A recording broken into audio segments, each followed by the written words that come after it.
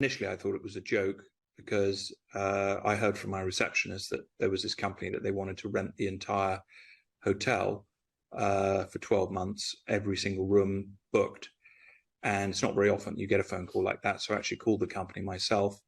And yes, in fact, that is what it was. And it was a company trying to source hotels for the asylum seekers or the refugees that are coming in, on the boats or by various different means.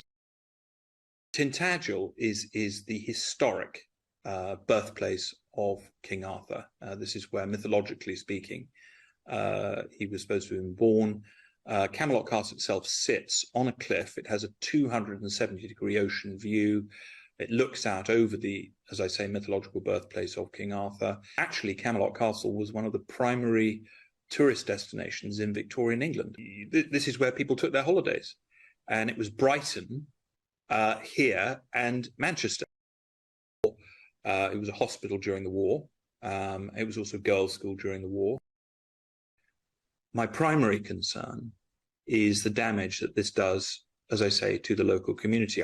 Also, I had another concern that if these were people coming in from overseas that, let's say, weren't used to our culture, what would they trash the place, or would they damage the hotel? And I said, what would this government solution for that be? And they rather surprisingly said, well, don't worry, just take photographs of the rooms, and if there's any damage at all, it'll all be repaired at the government's expense. But of course, that's the taxpayers' expense. The other thing that was shocking to me, absolutely shocking, is I said, well, what would you need the same staffing level? So they said, oh, no, don't worry. You can fire all your staff, and all but 3.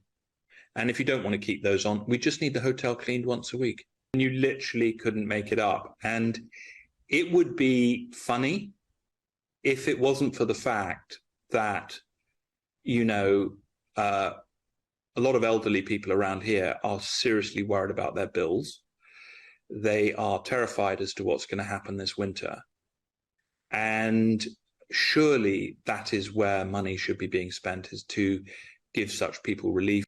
I find this story completely illustrative of the fact that this government does not think with outcome. It just is solving the problem of the moment.